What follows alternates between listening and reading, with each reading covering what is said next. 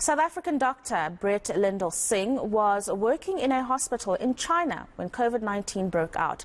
You may remember that we spoke to him a few times on eNCA as they tried to contain the virus. Now, he's been named one of Forbes Africa's 30 under 30. Not only that, he's on the cover of the magazine as well. Dr. Singh joins us now to talk about that particular achievement and maybe just speak about being on the cover and being part of the Forbes 30 under 30 and really what that means to you as an individual, but also as a career health practitioner. Thank you so much, Rufio, for this amazing opportunity. It's a huge milestone in my life, and I believe this year is the first year that Forbes Africa have given the category for healthcare and science. I was judged under the healthcare and science category as well as the business category, and this is a huge moment in my career as well.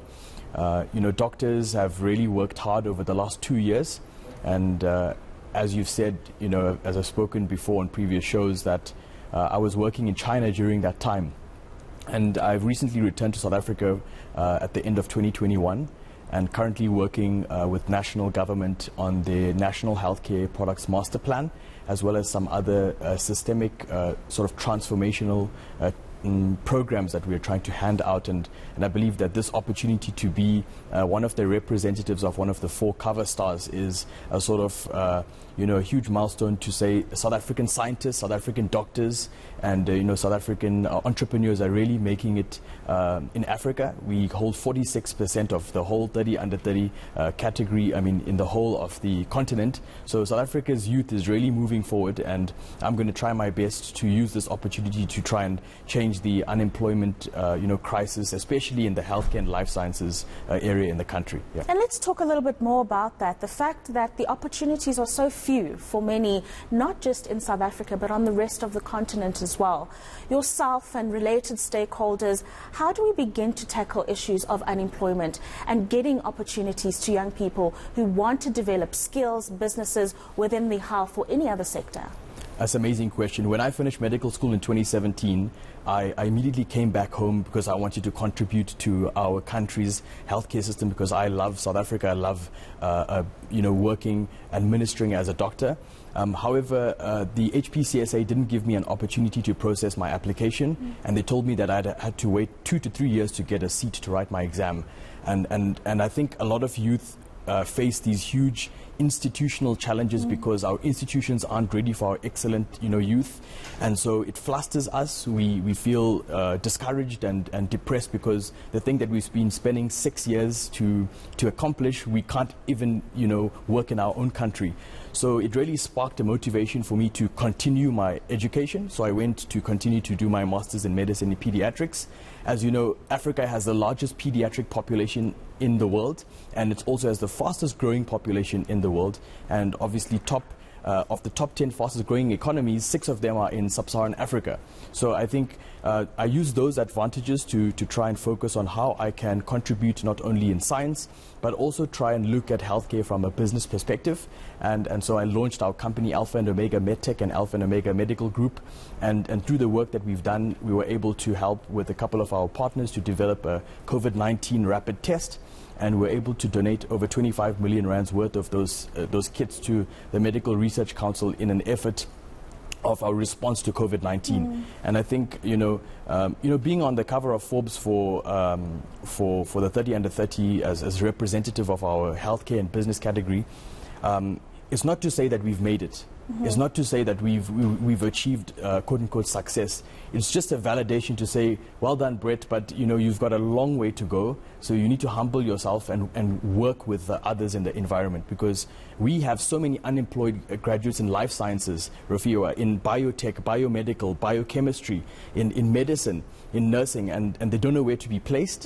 The companies that in ecosystem for companies to be growing in the healthcare space isn't good. There's so many barriers to entry. We're one of the youngest license owners for SAPRA, and it's expensive. It's a long process to get products into the country, and we were trying to work in terms of localizing some of those manufacturing of medical devices, things that you will see in a hospital or in a clinic. We import more than 80% of all medical devices in South Africa, and yet we have the scientists that discovered Omicron. We have the scientists that have discovered huge breakthroughs in medicine and in science.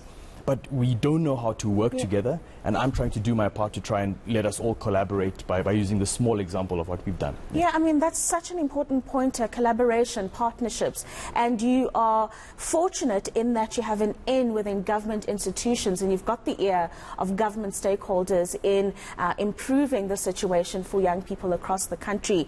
Do you find, based on your engagements, that there is political will to initiate some of the changes that you've been talking about, that government is willing to provide the necessary resources to make sure that the things that you've just highlighted are implemented not only in South Africa but broaden it to the rest of the continent? You know, I think there is always a lot of chatter, a lot of talk, a lot of sort of, plans. But when it comes time to do the actual work, because we have, such long, drawn-out processes, by the time it gets to the work, people have already been depleted because of inefficient ways of holding meetings. And we really don't know how to stimulate our youth, Rafiwa. We have so many young professionals leaving the country. And I was one of the people that chose to come back.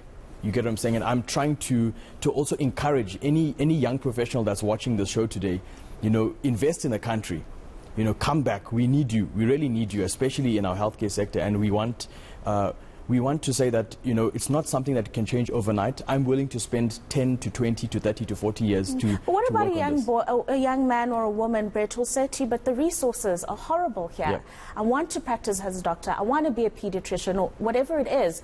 But we don't have the resources to practice our skill. What do you say to someone who says, I'm going because the resources just don't exist in South Africa at the moment? Look, Rafiwa, if I use the normal sort of cookie cutter way of how I can, go to medical school, graduate, pass your board exam, and then work in a hospital, unfortunately, even that doesn't work right now. There are hundreds of unemployed medical graduates, and once again, I couldn't do an injustice to myself to sit on my butt and do nothing.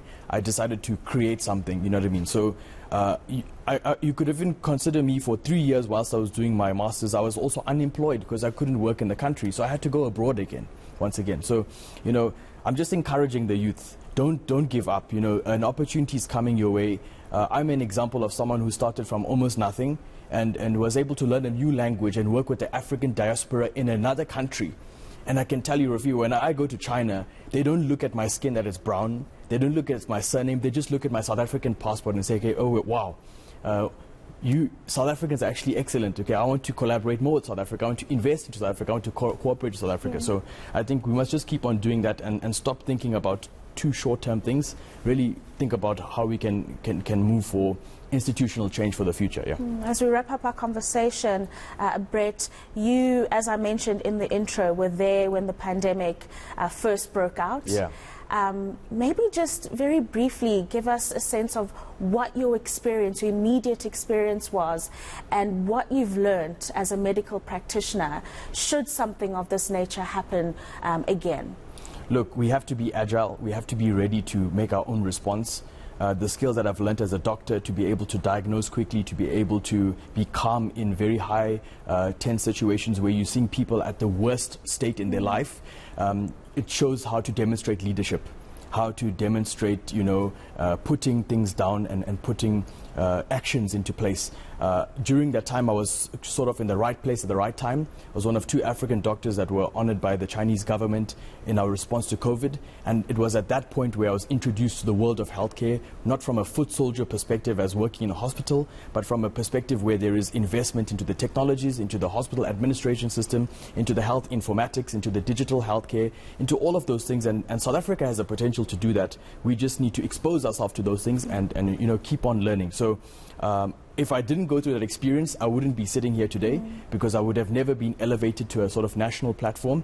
And I'm very grateful, and I'm not going to take it for granted. I'm going to keep on working and I hope to maybe see you again the next time to give you more updates on where we are going.